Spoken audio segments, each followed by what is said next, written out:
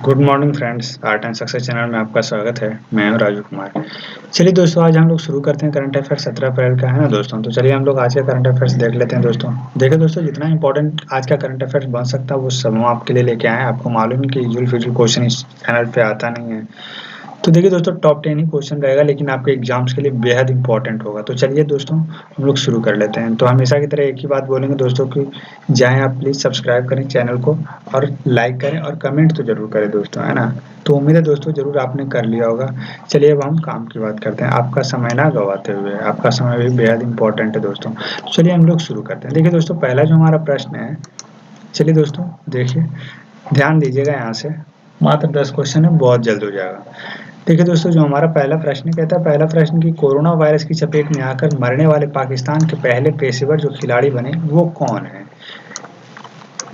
मर गया है कोई एक खिलाड़ी है दोस्तों पाकिस्तान का जो कि मर गए हैं, तो उसका नाम बताना है, बस यही है। तो देखिए दोस्तों, याद रखिएगा, इसका जो उत्तर होगा वो है जफर सरफराज। हाँ दोस्तों, याद रखिएगा, जफर सरफराज। ये क्रिकेटर हैं दोस्तों, जो कि जिनका कि अभी देहांत हो गया, यानी मर गए कोरोना वायरस की वजह से। तो जानते हैं दोस्तों अभी पाकिस्तान की क्या स्थिति है। तो खास करके आप जा सकते हैं, तो मतलब इलाज के मायने में आप देख सकते हैं, तो और भी स्थिति खराब है पाकिस्तान की। तो समझ लीजिए कि हो गया तो तो समझ रहे हैं ना दोस्तों, इसका जो आंसर जो उत्तर होगा दोस्तों जफर सरफराज, याद रखिएगा। तो जफर सरफराज को हुआ कोरोना वायरस की वजह से इनकी मौत हुई है। ये भी याद रखिएगा, कोरोना वायरस की वजह से इनकी मौत हो गया है। तो जफर सरफराज हैं। तो याद रखिएगा दोस्तों, उम्मीद है दोस्तों ज़रूर आपको कंप्लीट हो गया होगा, है ना। तो चलिए दोस्तों, अब हम लोग दूसरे प्रश्न की ओर बढ़ते हैं समय न गवाते हुए। अब देखिए दोस्तों, हमारा जो दूसरा प्रश्न है, दूसरा प्रश्न कहता है अप्रैल 2020 में पोकर स्टार्स इंडिया द्वारा नए ब्रांड एम्बेसडर के रूप में किसे नियुक्त किया गया है। ब्रांड एम्बेसडर की बात किया जा रहा है, तो हम ब्रांड एम्बेसडर है।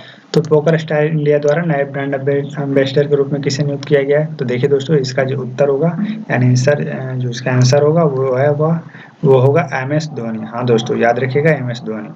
तो याद रखिएगा दोस्तों, अब M S Dhoni brand ambassador बन गए हैं पोकर स्टार्स इंडिया का। तो याद रखिएगा, ये भी क्वेश्चन बेहद इंपॉर्टेंट है, इसको भूलिएगा मत। क्वेश्चन अच्छा है, आ सकता है क्वेश्चन, तो इसको भूलिएगा मत। तो अब पोकर स्टार्स इंडिया जो है, एम एस धोनी को अपना जो नया है ब्रांड एम्बेसडर वो नियुक्त कर दिया गया है। देखिए दोस्तों, इससे पहले हम आपको एक बात बता दें कि इसके पहले जो धोनी के बनने के पहले जो थे ब्रांड एम्बेसडर पोकर स्टार्स का, तो वो नवाजुद्दीन सिद्दीकी थे, है ना। वो नवाजुद्दीन सिद्दीकी थे, लेकिन अब वो हट गए हैं और एम एस धोनी बन गए हैं, है ना दोस्तों। तो याद रखिएगा इस क्वेश्चन को, बेहद इंपॉर्टेंट क्वेश्चन है। तो उम्मीद है दोस्तों ज़रूर आपको कंप्लीट हो गया होगा। चलिए अब हम लोग तीसरे प्रश्न की ओर बढ़ लेते हैं, देख लेते हैं तीसरे प्रश्न को। देखिए दोस्तों, हमारा जो तीसरा प्रश्न है, तीसरा प्रश्न कहता है दोस्तों कि किस राष्ट्रीय उद्यान में जानवरों के लिए अलगाव बाड़ बना है। बाड़ है, बर्ड नहीं है दोस्तों, अलगाव बाड़। तो ठीक है, देखिए दोस्तों, किस राष्ट्रीय उद्यान ने जानवरों के लिए अलगाव बाड़ बनाया है। तो याद रखिएगा, ये भी क्वेश्चन ठीक ठाक है। तो उसका जो आंसर हो इसका जो आंसर होगा दोस्तों वो है, इसका जो आंसर होगा वो है जिम कॉर्बेट राष्ट्रीय उद्यान। हाँ दोस्तों, जिम कॉर्बेट राष्ट्रीय उद्यान है। जिम कॉर्बेट राष्ट्रीय उद्यान के कारण ही सॉरी यही है जो एक जानवरों के लिए अलगाव बाड़ बनाया है दोस्तों। तो कैमरा वहाँ लगा दिया गया है, बहुत सा कैमरा लगाया गया है।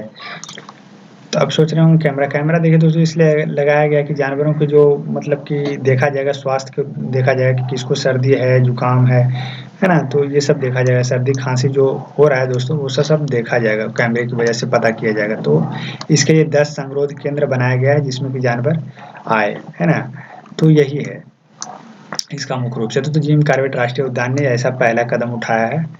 तो याद रखिएगा, ये इसका जो आंसर होगा वो जिम कॉर्बेट राष्ट्रीय उद्यान होगा। तो उम्मीद है दोस्तों ज़रूर आपको ये कंप्लीट हो गया होगा। छोटा-छोटा क्वेश्चन है, ज़्यादा डिटेल्स की ओर है नहीं दोस्तों, जितना बताने का होगा हम बता देंगे आपको, क्योंकि 10 क्वेश्चन देते हैं, टॉप लेवल का क्वेश्चन होता है। तो जितना हो सके हम ज़रूर बताएँगे दोस्तों। तो चलिए अब हम लोग चौथे प्रश्न की ओर बढ़ लेते हैं। अब देखिए दोस्तों, हमारा जो चौथा प्रश्न है, चौथा प्रश्न कहता है कि किसने घोषणा की कि 60 साल में पहली बार पूरे एशिया में आर्थिक वृद्धि दर कोरोना की वजह से रुकेगी। कोरोना की वजह से रुक जाएगा आर्थिक वृद्धि दर पूरे एशिया में, है ना दोस्तों।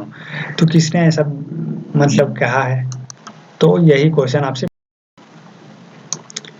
तो देखिए ध्यान दीजिएगा दोस्तों, इसका जो आंसर होगा वो है अंतरराष्ट्रीय, सॉरी तो माफ़ कीजिएगा दोस्तों इसके लिए। तो देखिए दोस्तों, इसका जो आंसर होगा, उत्तर होगा इसका, याद रखिएगा, अंतरराष्ट्रीय मुद्रा कोष होगा, है ना दोस्तों। तो अंतरराष्ट्रीय मुद्रा कोष, देखिए दोस्तों, अंतरराष्ट्रीय मुद्रा कोष वही है जिसका आप कह सकते हैं, जिसको इंग्लिश में आप कह सकते हैं इंटरनेशनल मॉनेटरी फंड, है ना। तो IMF जिसको कहते हैं, तो IMF ही है दोस्तों। तो अंतरराष्ट्रीय मुद्रा कोष ही मतलब एक अनुमान के तौर पे अपना बताया है कि पूरे एशिया में आर्थिक वृद्धि दर बिल्कुल गिर जाएगा, है ना, पिछले 60 साल की तुलना में पहली बार ऐसा होगा। तो अंतर्राष्ट्रीय मुद्रा कोष है दोस्तों, किसी भी मतलब कि देश को कर्ज देता है अगर बुरा स्थिति में। तो जैसे पाकिस्तान इसके आगे अभी गिड़गिड़ा रहा है दोस्तों पैसे मांगने के लिए, लेकिन अंतर्राष्ट्रीय मुद्रा कोष तो दे नहीं रहा है। तो खैर जो भी हो, तो हम लोग काम की बात करते हैं। अंतर्राष्ट्रीय मुद्रा कोष इसका उत्तर होगा। यहाँ तक कहा जा रहा है दोस्तों कि अंतर्राष्ट्रीय मुद्रा कोष मतलब कि कह रहा है कि एशिया की जो अर्थव्यवस्था होगा बिल्कुल शून्य पे आ जाएगा, बिल्कुल शून्य वृद्धि होगा, कोई वृद्धि नहीं होने वाला। जबकि फिर भी कहा जा रहा है कि एशिया सबकी तुलना में बेहतर है। वित्तीय संकट के दौरान जो है अभी 4.7% औसत विकास दर से भी बदतर है, मतलब कह सकते हैं कि स्थिति तो खराब ही है, लेकिन शून्य वृद्धि है, मतलब जो प्रोग्रेस होना चाहिए वो बिल्कुल प्रोग्रेस नहीं होगा या बहुत कम ही होगा, यही इसका कहने का मतलब है। लेकिन अलग और सब जो है दोस्तों, उसका तो बिल्कुल गिर चुका है। तो यही है, इसमें यही आपको समझाने की बात किया जा रहा है, यही आपको हम बता रहे हैं। तो यही है दोस्तों, याद रखिएगा, इसका जो उत्तर होगा अंतर्राष्ट्रीय मुद्रा कोष। इसका यही कहना है कि इस पूरे 60 साल में सबसे निचला स्तर पे होगा आर्थिक वृद्धि दर पूरे एशिया का। चलिए, ज़रूर उम्मीद है दोस्तों आपको ज़रूर कंप्लीट हो गया होगा। हम लोग 5वें प्रश्न की ओर बढ़ते हैं। अब देखिए दोस्तों, हमारा जो 5वां प्रश्न है, 5वां प्रश्न कहता है विश्व कला दिवस कब मनाया जाता है? विश्व कला दिवस कब मनाया जाता है? कला दिवस, तो याद रखिएगा दोस्तों, दिवस के ऊपर एक हम टॉपिक ही पूरा बना दिए हैं, तो जाके आप वहाँ से देख सकते हैं, बिल्कुल आपको याद हो जाएगा। तो एक अच्छे तरीके से बताएं आपको ताकि समझ आ जाए, तो आप जाके देखिए, आपको मज़ा आ जाएगा उसमें, पढ़ लीजिएगा, पूरा का पूरा आपको कंप्लीट हो जाएगा। तो देखिए दोस्तों, यहाँ पे हम विश्व कला दिवस की बात करें तो विश्व कला दिवस कब मनाया जाता है? तो याद रखिएगा दोस्तों, इसका जो उत्तर होगा 15 अप्रैल। हाँ दोस्तों, याद रखिएगा 15 अप्रैल को विश्व कला दिवस के रूप में हम लोग मनाते हैं। 15 अप्रैल, है ना। तो विश्व कला दिवस कब, अगर पूछा जाए कि विश्व कला दिवस कब मनाया जाता है, तो इसका जो उत्तर होगा वो 15 अप्रैल होगा दोस्तों। तो याद रखिएगा 15 अप्रैल के दिन विश्व कला दिवस को मनाया जाता है। तो इस देखिए दोस्तों, विश्व कला दिवस यानी कला दिवस जो कह सकते हैं दोस्तों, कला दिवस का सबसे पहले शुरुआत जो हुआ था 2012 से हुआ था, है ना। तो 2012 से हुआ था, तो ये इसलिए मनाया जाता है दोस्तों कि महान चित्रकार जो लियोनार्डो दा विंसी थे दोस्तों, उनके कह सकते हैं कि मतलब कि जन्मदिन के ऊपर ही मनाया जाता है। तो उनके जन्मदिन के ऊपर ही मनाया जाता है विश्व कला दिवस। तो लियोनार्डो दा विंसी बहुत मतलब कह सकते हैं कि बहुत अजीब किस्म के इंसान थे दोस्तों, मतलब बहुत हर क्षेत्र में बहुत अव्वल किस्म के इंसान थे। कह सकते हैं कि अब तक धरती पर हम ऐसा कोई इंसान ही नहीं देखे जिनके अंदर इतनी टैलेंट हो, इतनी नॉलेज हो, या इतना कह सकते हैं कि हर क्षेत्र में उनको बहुत अधिक नॉलेज था, बहुत अच्छा नॉलेज था। तो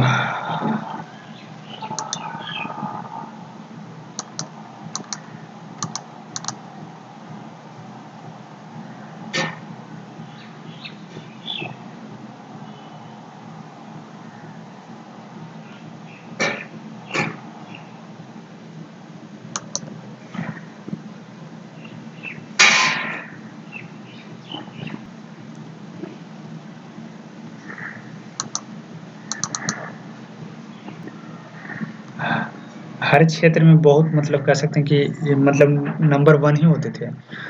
तो लियोनार्डो दा विंसी जैसे इंसान अभी तक तो हुआ नहीं दोस्तों, दूसरा कोई। हर क्षेत्र में इनका मतलब कह सकते हैं नाम था। तो लियोनार्डो दा विंसी के ऊपर ही बनाया जाता है। माफ़ कीजिएगा दोस्तों, थोड़ा-सा डिस्टर्ब हो गए हम लोग। तो देखिए दोस्तों, इसके बारे में जो बात कर रहे थे, यूनेस्को का कहना ये है दोस्तों, ये कला के विकास, प्रसार और आनंद को बढ़ावा देने के लिए मुख्य रूप से मनाया जाता है। तो जो 15 अप्रैल कला प्रदर्शन, कला को जो भी है, तो इस दिन आप अपना मतलब कि दिखा सकते हैं, है ना। तो मुख्य रूप से कह सकते हैं कि लियोनार्डो दा विंसी के जन्मदिन के ऊपर इसको मनाया जाता है। तो विश्व कला दिवस, तो विश्व कला दिवस के आप कह सकते हैं दोस्तों 15 अप्रैल। तो विश्व कला दिवस किस दिन मनाया जाता है? तो 15 अप्रैल। तो याद रखिएगा दोस्तों, क्वेश्चन ये भी अच्छा है, बहुत अच्छा क्वेश्चन है। तो दिवस कभी भी आ सकता है, तो याद रखिएगा। चलिए दोस्तों, हम लोग छठे प्रश्न की ओर बढ़ते हैं। अब देखिए दोस्तों, हमारा जो छठा प्रश्न है, छठा प्रश्न कहता है कि अप्रैल 2020 में किसे पेटीएम जनरल इंश्योरेंस लिमिटेड का एमडी और सीईओ के रूप में नियुक्त किया गया है? तो ये भी क्वेश्चन ठीक है दोस्तों, पूछा जा रहा है ना। तो याद रखिएगा दोस्तों, विनीत अरोड़ा को नियुक्त किया गया जनरल इंश्योरेंस लिमिटेड का एमडी और सीईओ के रूप में। याद रखिएगा इसका जो आंसर होगा वो विनीत अरोड़ा होगा, है ना दोस्तों। याद रखिएगा विनीत अरोड़ा, इसका जो उत्तर होगा विनीत अरोड़ा। तो अगर इनकी बात करें दोस्तों, तो ये Arora Aegon life insurance company के प्रबंध निदेशक और मुख्य कार्यकारी अध्यक्ष के रूप में भी पहले काम किया करते थे और भारत लीडरशिप टीम का हिस्सा भी थे, है ना। तो अब विनीत अरोड़ा जी को इनको नियुक्त कर दिया गया पेटीएम जनरल इंश्योरेंस के एमडी और सीईओ के रूप में। तो याद रखिएगा दोस्तों, क्वेश्चन ये भी बढ़िया है। अब देखिए दोस्तों, हमारा जो 7वां प्रश्न है, 7वां प्रश्न कहता है रंजीत चौधरी का अप्रैल 2020 में निधन हो गया। वे किस क्षेत्र से जुड़े थे? रंजीत चौधरी। तो रंजीत चौधरी का अप्रैल 2020 में निधन हो गया। वे किस क्षेत्र से जुड़े थे? तो याद रखिएगा दोस्तों, इसका जो उत्तर होगा वो होगा अभिनेता। हाँ, अभिनेता से जुड़े थे दोस्तों। इनका जो करियर रहा वो अभिनेता के तौर पे रहा है, तो अभिनेता से जुड़े हुए थे दोस्तों। तो रंजीत चौधरी अभिनेता के रूप में जुड़े हुए थे, लेकिन अब इनकी मृत्यु हो चुका है। तो इनका जो मुख्य रूप से करियर रहा वो खट्टा मीठा, बातों बातों में और खूबसूरत जैसी फिल्मों में छोटी भूमिकाएं निभाने के लिए जाने जाते थे। तो इनका एक छोटा मोटा करियर रहा है। तो रंजीत चौधरी जाने माने रंगमंच व्यक्ति जो पर्ल पद्मश्री थे, उनके तो उन्हीं के बेटे थे, है ना। तो लेकिन उनका जो आखिरी फिल्म था दोस्तों 2011 की फिल्म जो आया था ब्रेकवे, तो ब्रेकवे में इनका जो आखिरी फिल्म कह सकते हैं ब्रेकवे ही था। और भी फ़िल्म में काम किए हैं, ऐसी बात नहीं। 80 और 90 के दशक के कह सकते हैं बात, तो चक्र है, कालिया है और बैंडिट क्वीन भी है, इस सब में इन्होंने काम किया। बैंडिट क्वीन जो होता है दोस्तों, उनके कह सकते हैं ये जो फूलन देवी थी उसके ऊपर जो फ़िल्म बना था, तो वही है बैंडिट क्वीन। तो कह सकते हैं दोस्तों कि इनका छोटा-मोटा करियर रहा, लेकिन इनका जो करियर रहा वो अभिनेता के तौर पे रहा है। तो चलिए दोस्तों, हम लोग 8वें प्रश्न की ओर बढ़ते हैं। अब जो हमारा 8वां प्रश्न है दोस्तों, 8वां प्रश्न कहता है अप्रैल 2020 में कृषि मंत्री नरेंद्र सिंह तोमर ने अखिल भारतीय कृषि परिवहन कॉल सेंटर कहाँ लॉन्च किया? ये क्वेश्चन बहुत बढ़िया है दोस्तों, इसको भी याद रखिएगा। तो कहाँ लॉन्च किया गया दोस्तों? तो याद रखिएगा दोस्तों, इसका जो उत्तर होगा वो नई दिल्ली। हाँ दोस्तों, याद रखिएगा नई दिल्ली में लॉन्च किया गया है। तो कृषि मंत्री नरेंद्र सिंह तोमर द्वारा लॉन्च कर दिया गया एक कॉल सेंटर दोस्तों। तो याद रखिएगा इसका जो उत्तर होगा वो नई दिल्ली होगा। तो लॉन्च कर दिया गया दोस्तों। तो नई दिल्ली में कृषि भवन जो अखिल भारतीय कृषि परिवहन कॉल सेंटर का शुभारंभ किया गया। तो यह लॉकडाउन की वर्तमान स्थिति में कर सकते हैं जो पेरिस बल्ब होता है दोस्तों, पेरिस बल्ब यानी इसको आप कह सकते हैं खराब होने योग्य जो वस्तु होता है उसके तौर पे आप कह सकते हैं। तो अंतरराज्य आवागमन की सुविधा प्रदान करेगा। कॉल सेंटर के नंबर जो है दोस्तों बता दें हम आपको, 18001804200 है और 14488 हैं। ये दोनों नंबर है दोस्तों। इन नंबर को दिन या रात के किसी भी समय किसी भी मोबाइल या लैंडलाइन जो फ़ोन है उस पे आप कॉल कर सकते हैं। तो आप इससे मदद ले सकते हैं दोस्तों। तो याद रखिएगा दोस्तों, तो कृषि मंत्री द्वारा इसको लॉन्च किया गया है नई दिल्ली में। तो चलिए दोस्तों, ज़रूर आपको कंप्लीट हो गया होगा। अब हम लोग 9वीं की ओर बढ़ते हैं। अब देखिए दोस्तों, हमारा जो 9वां प्रश्न कहता है कि कौन-सा अपनी प्रतिरक्षा को बढ़ावा देने के लिए एलोपैथ और आयुर्वेद के साथ कोविड-19 सकारात्मक रोगियों का इलाज करने वाला पहला राज्य होगा? इसका जो उत्तर होगा दोस्तों, याद रखिएगा वो गोवा होगा, है ना दोस्तों। तो गोवा ही है दोस्तों, जो कि अब एलोपैथ और आयुर्वेद के साथ इलाज करना शुरू करेगा। तो कह सकते हैं दोस्तों, गोवा प्रथम राज्य होगा दोस्तों इसके लिए। तो मुख्यमंत्री जो एक आयुर्वेद वो अपने खुद ही हैं दोस्तों, एक आयुर्वेद चिकित्सक हैं।